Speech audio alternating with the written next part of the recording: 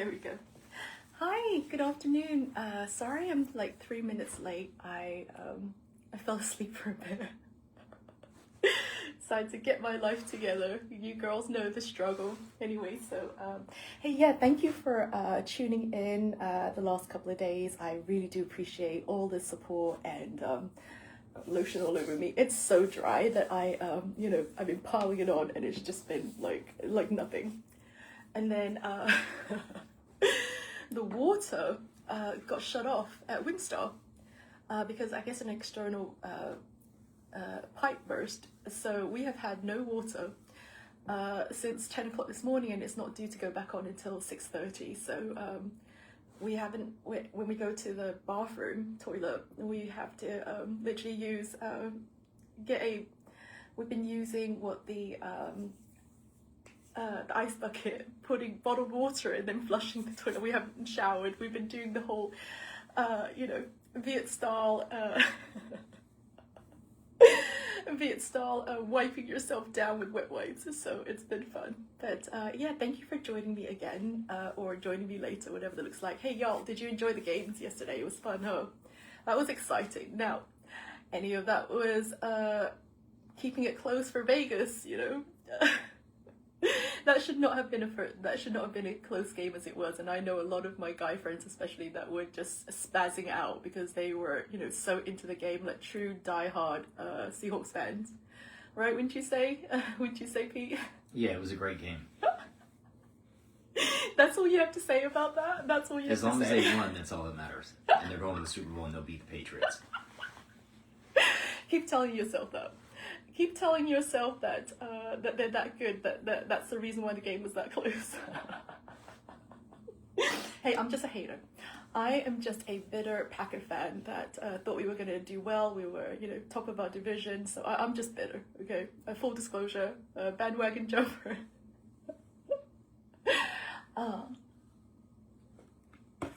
So yeah, I think today what we're going to touch on, and I think that I had preemptively discussed topics because it's things that I had touched on a lot. And again, a lot of these subjects can be definitely, each topic, right, can be basically used as a entire episode, if not like a whole series in itself, right?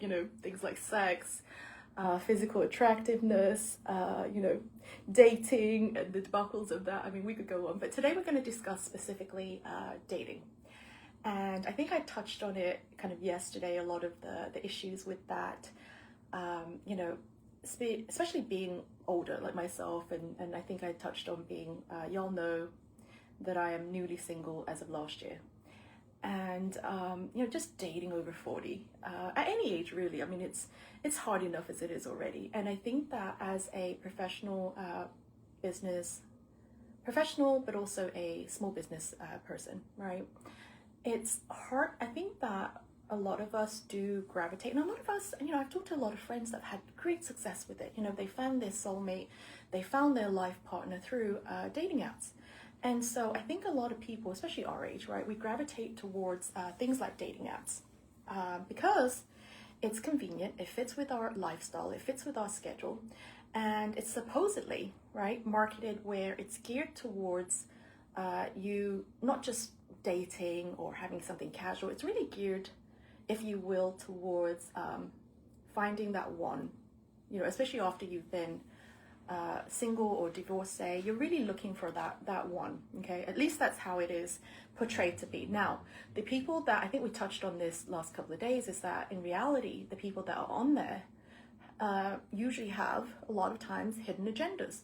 And that's not what they're wanting. They're wanting to cheat on their partner, they're wanting something casual, one-night stands, scamming, or to push, being a cool girl, and then pushing their agendas. And it's really unfortunate because, like I said, we are preying on a lot of lonely people, especially older people, that are genuinely looking to couple up and find someone for the future, right? And y'all know my debacle with my limited debacle. I went on after that whole catfishing that happened in SoCal, my first ever encounter after my friend set up my Facebook dating. So I got catfished. And then, I did, and I did have like true connections with several people. A couple of dates came out of it, a situationship. And I'm telling you, it's not how I remembered it, right? Being married since I was 21. Back in the day, dating was completely different. It was a lot more romantic. It was, it was about courtship. It was about everything else, And nowadays, I think that there's so many people, and I don't know if it's just because society has gone that way, or if it's because, social media and the changes in society has kind of led us to where it's about the hookups, about the casual encounters, about situationships. Maybe that's always gone on behind the scenes, but now it's come to the forefront because of social media, because of people like me that have just busted wide open. Because why not? I feel like, the more that we take out the stigma and discuss it, right? Discuss it like we should, like adults, so that it becomes on the forefront and it becomes something that we're more aware of, right? Because I think that a lot of times, some of us, a lot of my friends at least, they have suffered in silence. And they've gone through really bad relationships, really bad encounters, catfishing, situationships, friends with benefits, and that wasn't the intention, signing up or creating these profiles. That wasn't the goal for them, especially older women and men too. I'm pretty sure that goes both ways. And then it turns out that way, and then we're realizing, especially myself, that wow, it's another world out there that I was not aware of. Now I've heard about it through friends, through social media, through TV, but to encounter it myself has been enlightening, to say the least, right? So again, I think I've alluded to this the past couple of days, is for me, definitely the physical attraction, especially when you meet someone in person or when you check out people's profile. That definitely is what draws people in initially. There's no doubt about that. We are sexual beings and we are visual people, and it is to a certain degree, generalizing here, it's the physical attractiveness is what gonna reel you in, and from there, you find out if there are other connections. And to me personally, I alluded to it, funny. I love a highly intelligent person where I can talk about pretty much anything, because I'm like that myself. Like I'm a lifelong learner. I love to chat. I'm a chatterbox, but like an in-depth conversation where we can talk about investments, where we can talk about parallel universes, where we can talk about relationships, observing the world, right? And kind of putting our twist on it, and how we study it or research it from a standpoint of not just someone that's observing, but someone that's actually witnessing it and experiencing it, right? So for me, intellectual intelligence. But also, I think there's different levels of intelligence, right? You could be very book smart, and you could be from an Ivy League school, and I'll tell you a couple of stories about Ivy Leaguers in a little bit. You could be very, very book smart, gone on undergrad, grad, doctorate. I mean, you can keep going on, right? But I think street smarts, or to be able to interact with people socially, to be able to navigate life, that's what I call street smarts, right? And they're two different things. Now, a lot of times people do have both of them, right? Where they're able to have intellectual conversations about the world, about scientific things, about investments, whatever that looks like.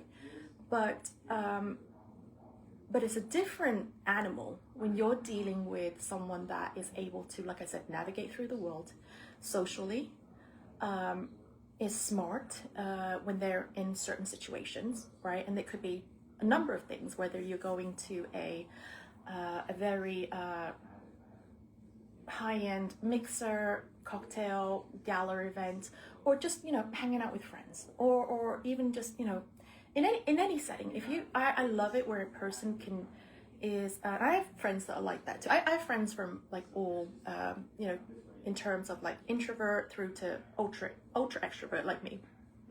My friend Anna, my friend Susan, and you know, a bunch of other people, Jill, and Sean, she's from Indiana.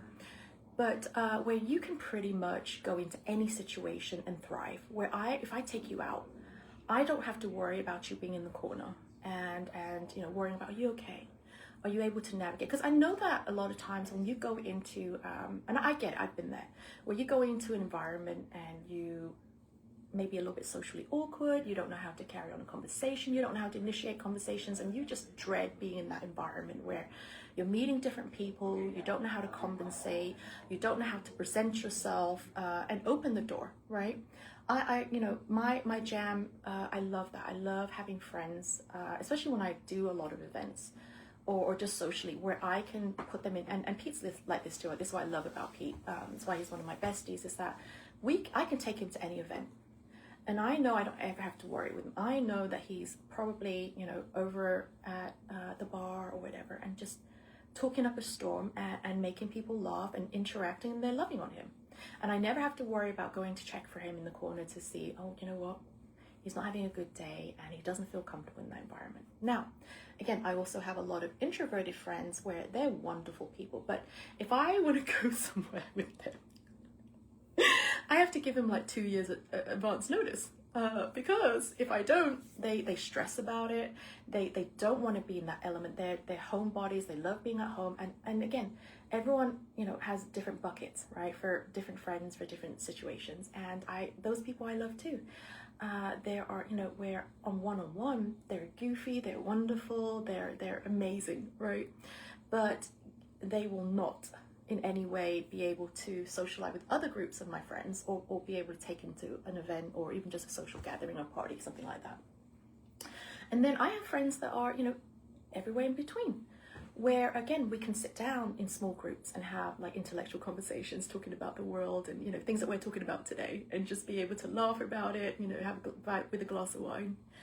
And everything in between, you know. And there's party, you know, people that love to meet other people, you know, in party environments, in social environments. And then you've got the extra, my son calls me a ultra extrovert because I have no shame. And I think that attractiveness to me, I think that the social aspect comes with definitely street smarts and just knowing how to navigate. Wouldn't you say, Pete? I mean, well, with your kind of like, you know, knowledge over the years and interacting with so many different people, I touched on the fact that, like, you know, you could be book smart, right? Ivy Leaguer, but then be very socially awkward, not able to navigate your life. And then there are people that are, you know, street smart, that can do all that. And then everything in between. What's your take on that? Yeah, I mean, I've definitely been around people of both sexes where one-on-one or through text, video, talk, etc., they seem like they're very outgoing, or they open up, or they're not nervous when it comes to interacting with people. But then you put them in a social situation, especially if there's any type of like low music or anything else that's going on, and you see a different side of them where they shut down. I think that a lot of people don't necessarily feel comfortable outside of their little bubble. So if you invite them to an event where it could be a beauty pageant, it could be a business meeting, it could be real estate or sports related, and if it's not necessarily their forte, then they kind of pull back. And it's difficult you'll never know until you put those people in those situations, until you can see them interact with people. But it's definitely a catch-22 with certain individuals that you think are going to perform well, and they may or they may not. And I mean, this is going to go back, and I have a question, and then I'll tell you why. It's going to play back into the dating thing and my experiences with it. I'm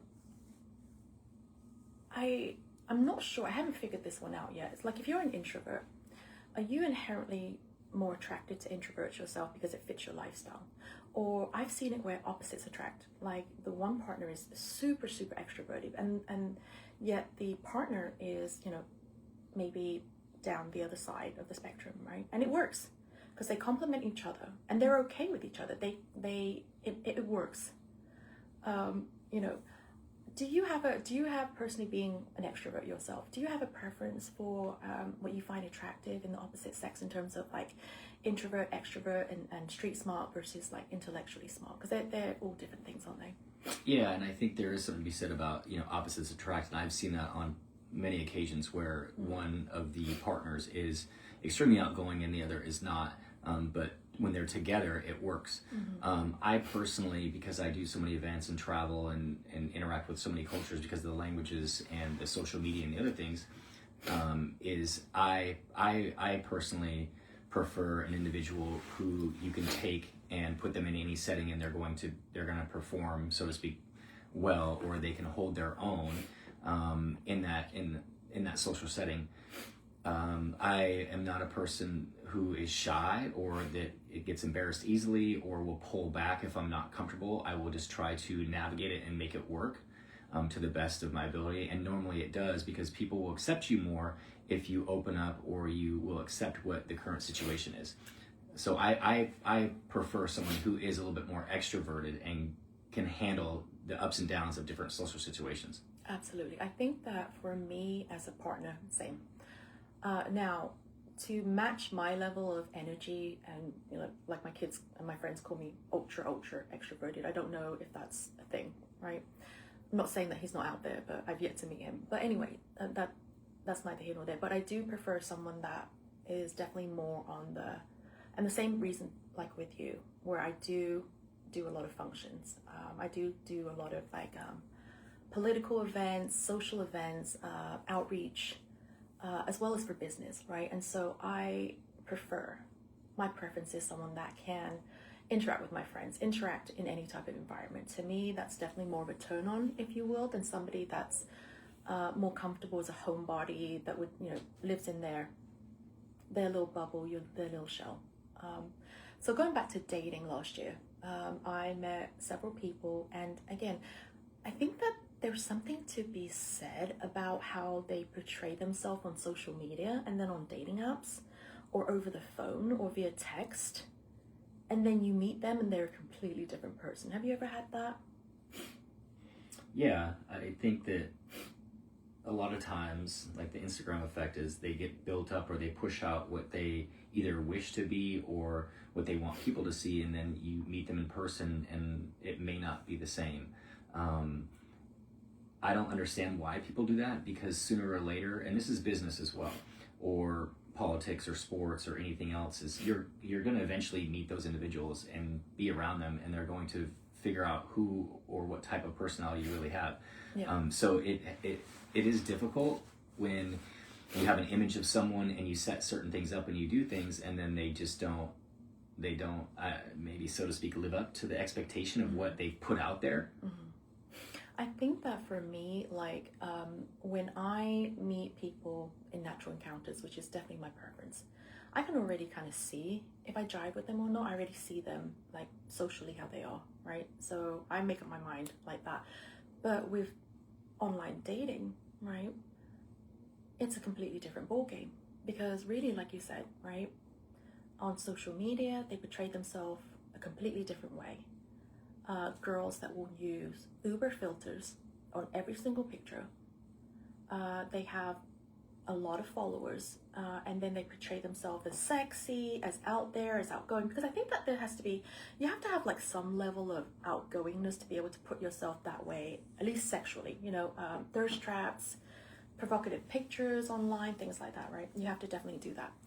And I think that's the same with guys too, is that they, when I am interacting with them online, right, the connection is definitely there because they're a lot more open to me, a lot more candid with what we talk about. And I'm excited because I'm like, the physical element is there, the intellectual element is there, the emotional connection is there because they're so open, right? And I'm expecting like a completely different person. And, I've talked to them for hours. I met someone not too long ago. Literally, we talked for hours. hours and hours and hours, like 5 hours on the phone at a time. And I was, because for me, like, I like the mind F, if you will. And the bantering and the flirting, but also like very, very like smart flirting though. Like if you get my humor and you can shoot back at me, and be quick-witted, man, that gets me going every single time. But anyway, but then when we agreed to go on a date finally, because it takes me a while. Like, I like to get to know you for a while, right? Man, I was expecting fireworks. I was expecting it to be like, because the connection was so strong, right? But when I met them in person, man, they were not what I expected them to be. They were awkward. They couldn't,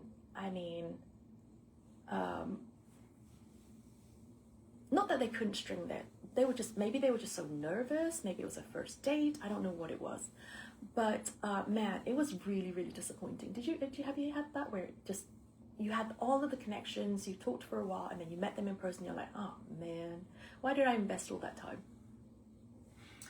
Yeah, and that's another issue with dating apps or social media, is that once you go through a couple of different interactions with them and you see their posts or you see their profile or whatever the case is, in your mind, you may build off of that. And everybody has high expectations when they have a connection with someone, whether it be through text or those types of things, or personality match, or level of intelligence or outgoingness or whatever. And so, yeah, I feel like a lot of times it is not, I guess in other words, a letdown, but maybe disappointed in it's not living up to what you thought it was going to be in your head. And I think that's another delusion of dating apps too, is that people see profiles or they see pictures or whatever the case is and interact with them briefly, because it's really easy to sit on your couch and just go back and forth because you're in your own comfort zone. There's no one around you. That other person's not in front of you. Mm-hmm. And so it's a lot easier to just settle in and maybe be more yourself. And then in person,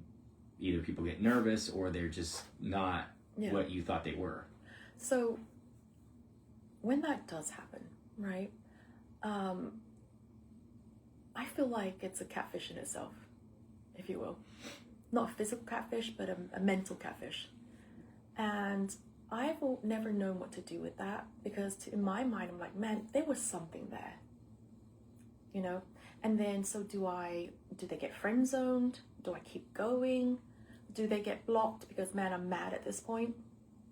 Like, what do you do? And what's your take on, like, once you meet that person and they might have a connection with you, you definitely don't have a connection or any type of attraction with them, because obviously that is key, right, in person, right? If you're not connecting in person, there's no amount of work that can make that work, right? So then they get friend zoned, or that's how it is for me, because to me, I have that connection with them. They have filled other buckets, emotional bucket, conversation, right, bantering. But then when I meet them, it's not going to work. And you can say what you want about, give people a chance, let them open up, whatever that looks like. But to me, the first impression is everything. If you can't make that first impression, there's no coming back for that, in my humble opinion. What's your thought on that, Pete? Yeah, I think it's also relatable to other ventures that you do, is if you build this up in your head and then it gets to that point, whether it be dating, business, etc., mm-hmm. and they don't fulfill what you're either looking for or the expectation, then there's no need to there's no need to try to draw it out or justify it or overlook red flags or say, oh, well, maybe it was a situation or this, because the initial attraction in person is what normally starts a relationship. Yeah. And a lot of people feel like they have to have fireworks and it has to be butterflies and this and that. And if there's none of that comes through, then you can't force that. And I think that's the problem with a lot of people, is either because they don't have time or they're rebounding or they're looking to fill a spot, a presence of someone else, that they will settle, so to speak, and say, okay, well, it will work because these other things were good. But if it doesn't work in person, especially after an hour or two of sitting with someone, then it's just going to end up badly down the road, because you're overlooking things to justify having to fill that void of whatever that void is.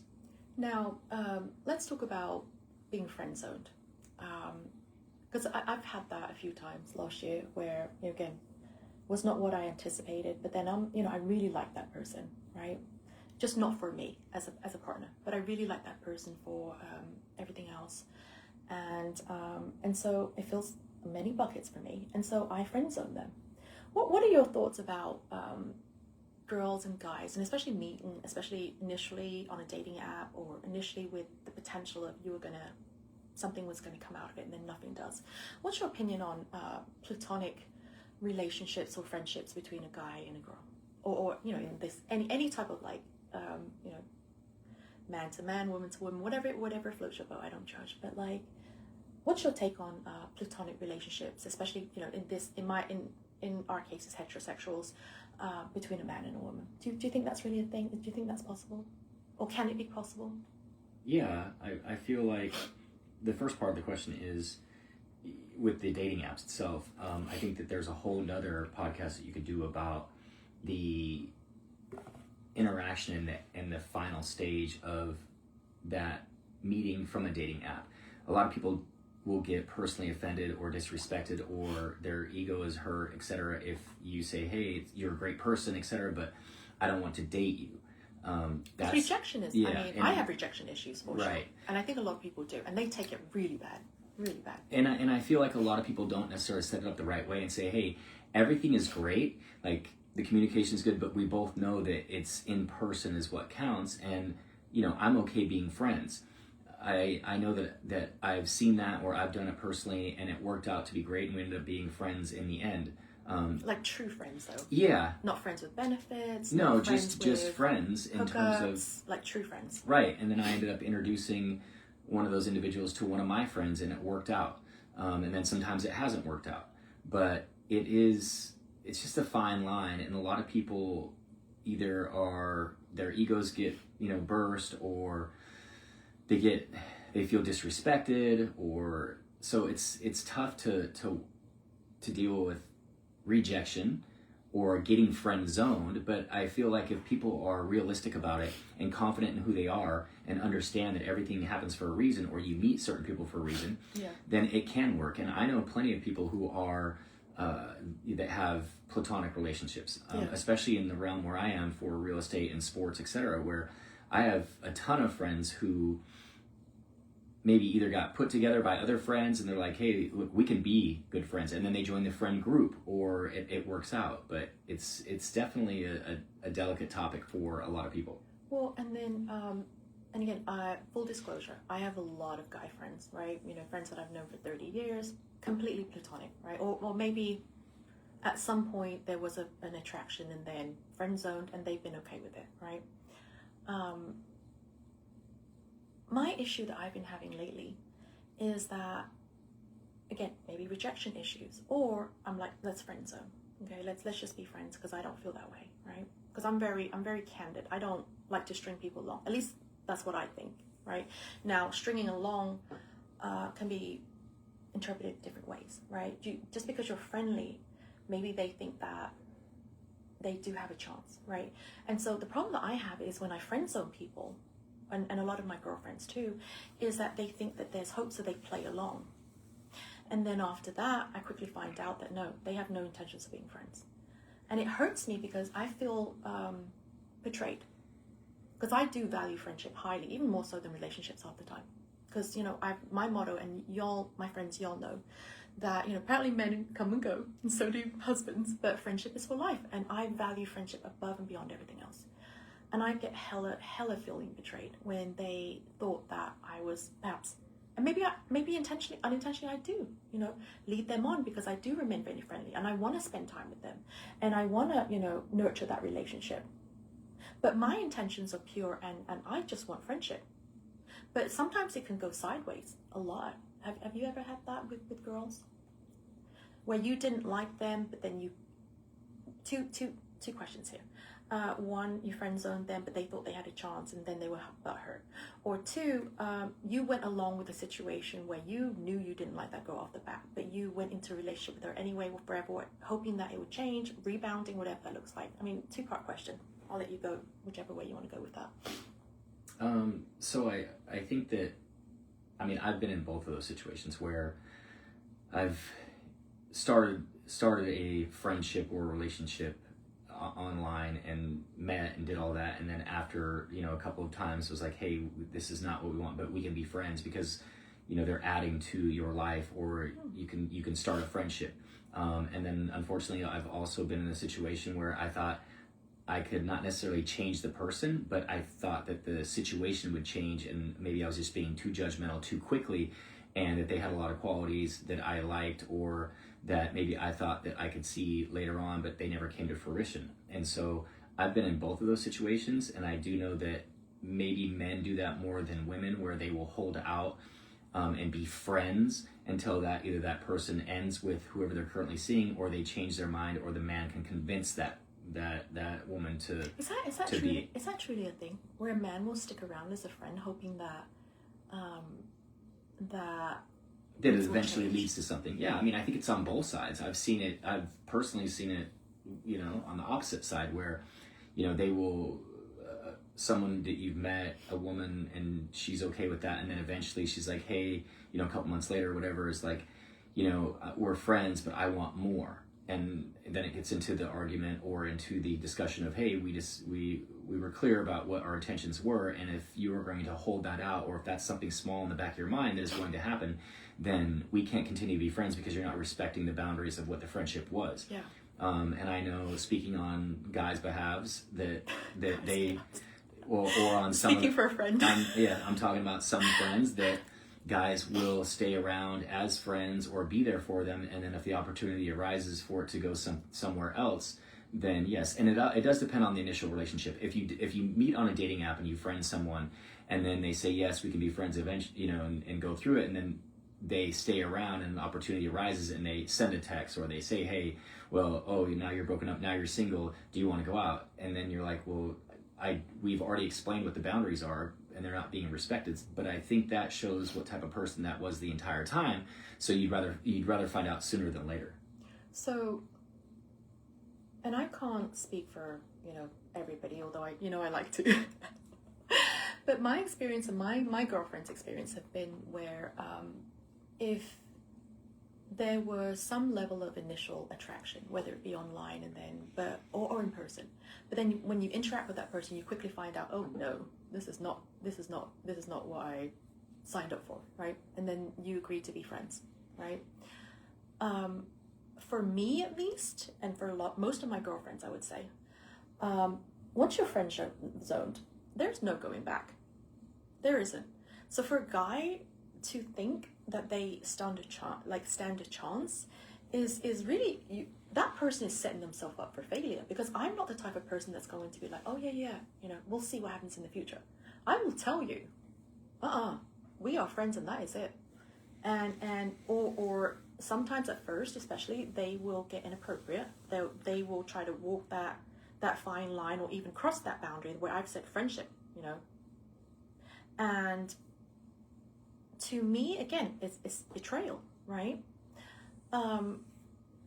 Because guys, if a girl tells you that friends, we mean friends. We don't mean, well, hey, just hang out in the forefront, hang out back there. We'll see. I don't want you as as a boyfriend, whatever material that is, but maybe in the future things will change. No. When we say friends, you're done. When at least for me and most of my girlfriends, once you are friend zoned, no, don't hold out hope. I mean, move on. My second question to you is if you do entertain and you do have the connection, and then, and I think you and I have kind of talked about it, touched on it before, but if you do get into a relationship with them, situationship, friends with benefits, whatever that looks like, right? Now you've passed that zone of just friends, right? Platonic friendship. But then for whatever reason, it doesn't work out, it dies away, another person comes into the play, but you decide, you agree to be friends. Do you believe that you can be friends with exes? And when I say exes, I mean that, all spectrum. I'm not just talking about husbands or, past true relationships. It could be just someone that you had a sexual encounter with, you were super attracted to, you ended up being a situationship, friendship, friends with benefits. Can you then after that go into the friend zone and be completely, knowing that you've been intimate with that person, and had attractions with that person, can you ever go back? I've seen it done, and I've been in that situation before too. But normally I don't be friends with exes because of either something I've done or the situation, or it's just not going to work, or it would never be a healthy friendship. But I've seen it where exes can turn into best friends, and once that boundary is drawn and each person compartmentalizes it and understands what it is, it does happen. But in my case, very, very rarely, and I think in a lot of people's cases, one of the individuals in that friendship can't compartmentalize or can't understand and just be someone friends. ends up getting hurt. Yeah, or someone is like, hey, eventually, we can get back together, or this works now, let's try it again. And I mean, it's like reading the same book twice, right? So a lot of times the definition of insanity, right? Right, doing the same thing over and over and expecting a different result. So it is difficult. It happens, but I do feel like it's rare. And then the other aspect of that is you get into a new relationship, and then one of the partners isn't fine with you being friendly or in touch, or doing business with, or entering into any type of social situations with an ex, because maybe the insecurity of that other person, or they don't trust the other one. So it's a difficult situation to be in. I've seen it work, but I would say that it's probably in the single digits of percentages that it does work. Yeah, great. And this is outside of like co-parenting and being this, but I've had friends who've been married for 10 years and they split up, and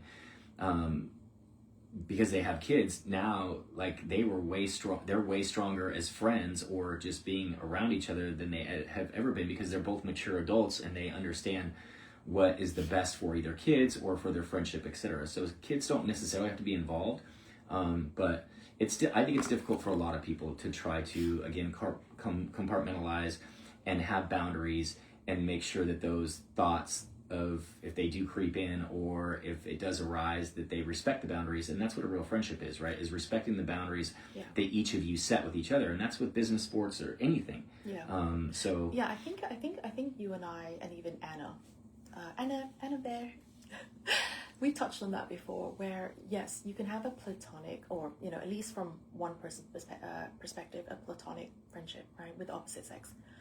But like you said, because you will eventually meet someone else, or they will eventually date or whatever, right? Or have to.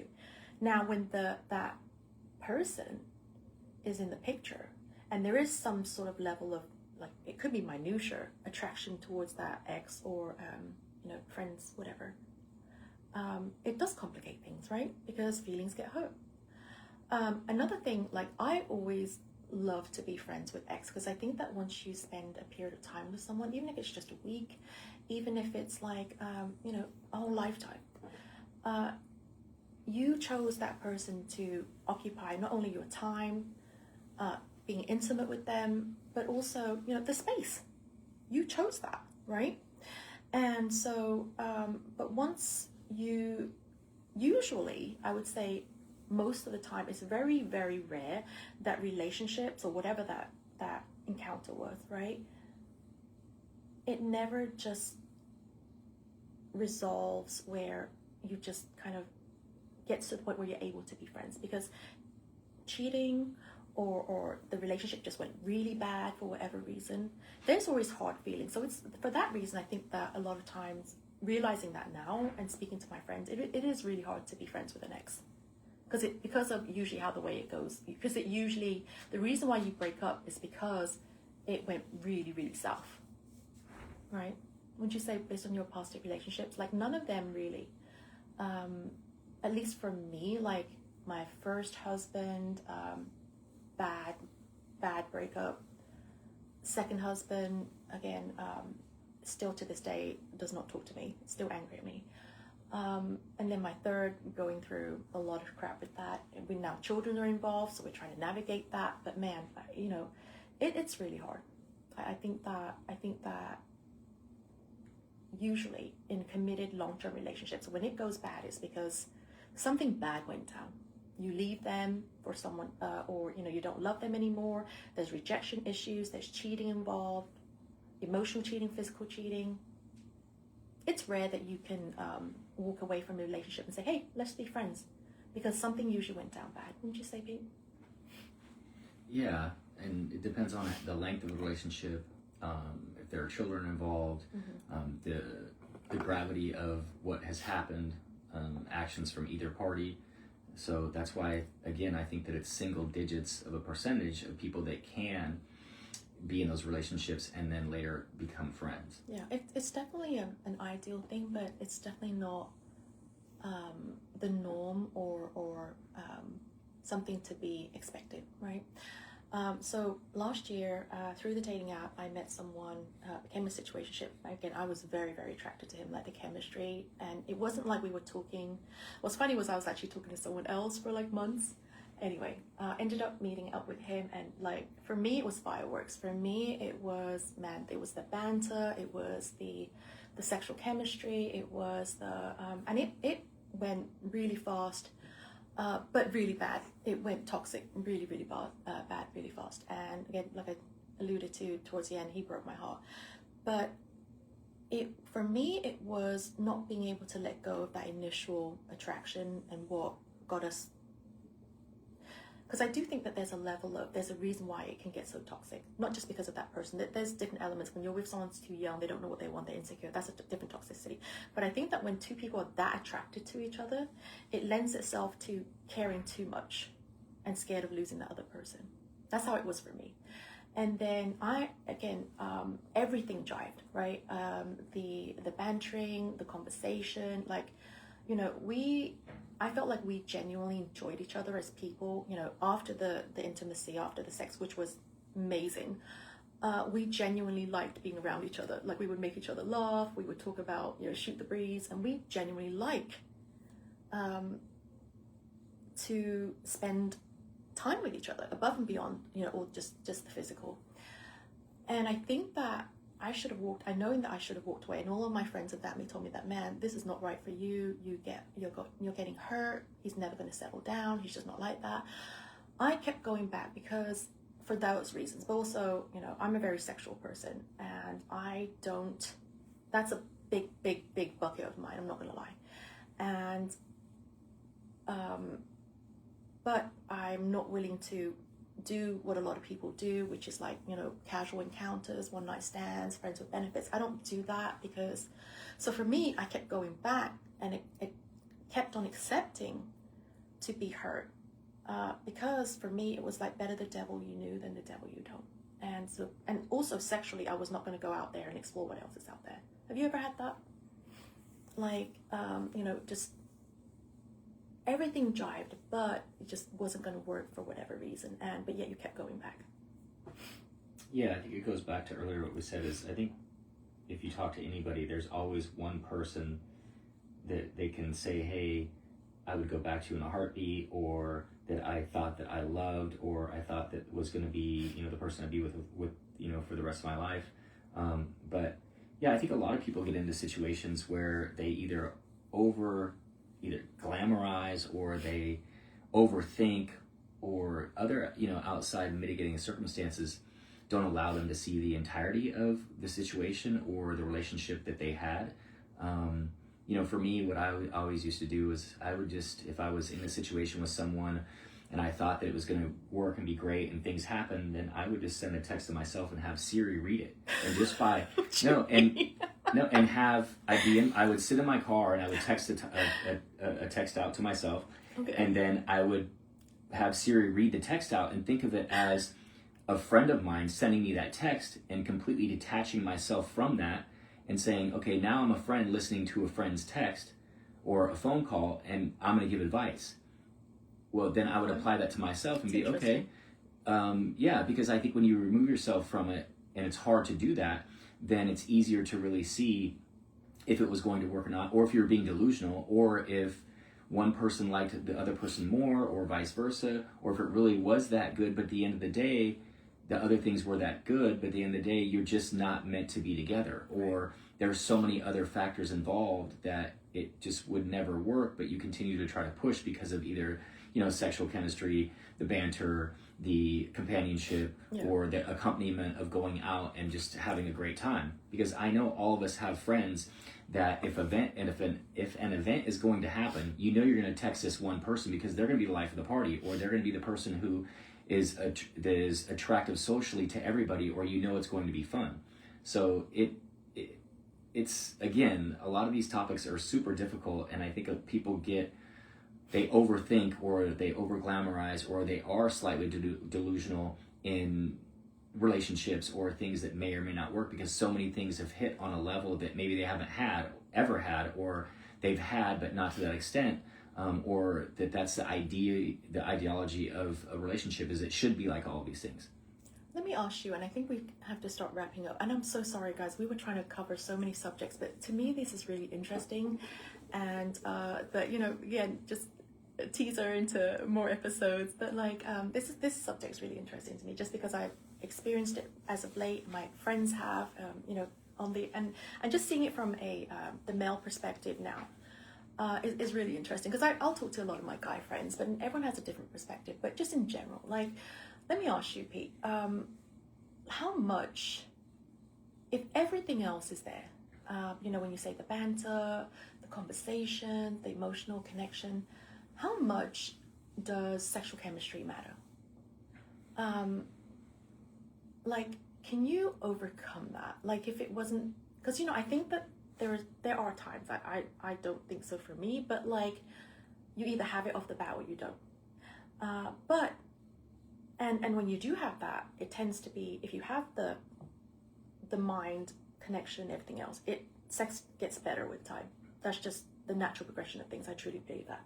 But like, if that sexual chemistry is just not there from the get-go, but everything else is, as a guy, are you willing to stick it out and see if you can develop that into something? Like, how important is that, like sexual chemistry right off the bat?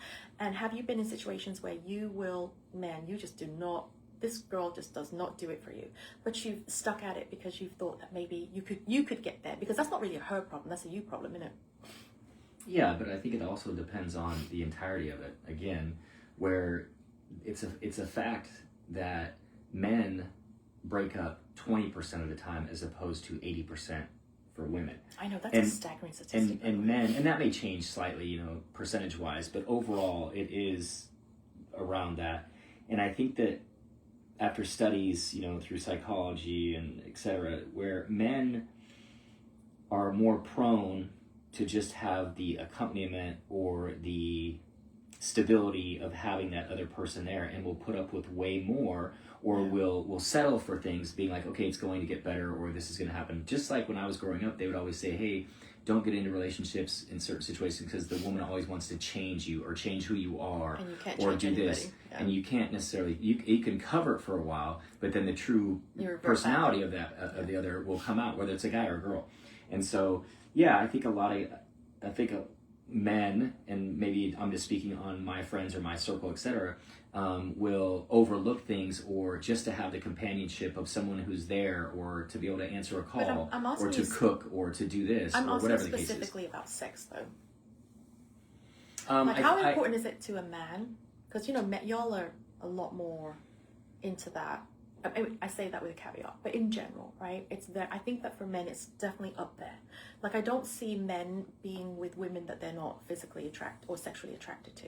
Now, could they have them on the pieces aside, or for what you said, like a rebound, or like someone that's just physically there that will fill other buckets like companionship. But truly, like, could you ever look at that person as the one if you're not sexually attracted to them? And have you? I think that for men, we're a way more sexual creature or being. I mean, it's just in our DNA, especially if they're alpha males, where that is a huge part of it. Again, there are people who will settle because of financial, or because of they don't want to waste the time to go look for someone else, or they hope it's going to get better, or they're going to teach that other person about sexuality. But yeah, for men, I think that's a top priority, and I don't know what the percentage is or what it would be of guys who stick around, but I know this for a fact between myself. Guys do that. Yeah, but for myself and my friends, unless there's kids involved, and it's a long-term relationship, where that's a top priority, is the sexual attractiveness and the companionship sexually with that individual. Yeah. And it has to knock off certain boxes or check certain boxes. But yeah, a lot of men are just sexual creatures, and that's the nature of the beast, because at the end of the day, we are animals, right? Yeah. I think for me, and I think we need to start wrapping up, but like for me personally, I mean, and I'm a woman, and I know you said that guys are a lot more sexually, it's important to them, but it is very, very important to me. I'm a very sexual being. And if I'm not sexually attracted to someone, it's done, right? It's done. I cannot be with someone that I'm like, well, maybe, and I have been, full disclosure, I've been there, right? Where I was like, I couldn't even look at the person. I was like, "Mm." But for whatever reason, I stuck it out, complacency or you know, whatever situation that was. But like now at this stage in my life, where I love, you know, I'm very comfortable in my own skin, but I know what it is that I want. Something I couldn't say when I was younger. I could never be with someone that I was not sexually attracted to. You know, like not even just moderately sexually attracted to. Like if I don't want to jump your bones when I see you, next. Because to me, I mean, yes, a lot of the other things have to jive equally, but man, I mean, the physical has to be there. And I think that the same thing too is like a lot of my friends were like, you know what, my partner we haven't been intimate for extended periods of time. Or I've been in a relationship where I know he's not physically attracted to me, and I'm okay with that. And to me, that boggles my mind, because like I said, if I'm with someone that I am truly like thinking that there is something there, and if we're not immediately trying to get it on, I would feel rejected. Or I wouldn't want to be putting myself in a situation where I'm not physically attracted to them, wouldn't you say? And then we'll have to wrap up.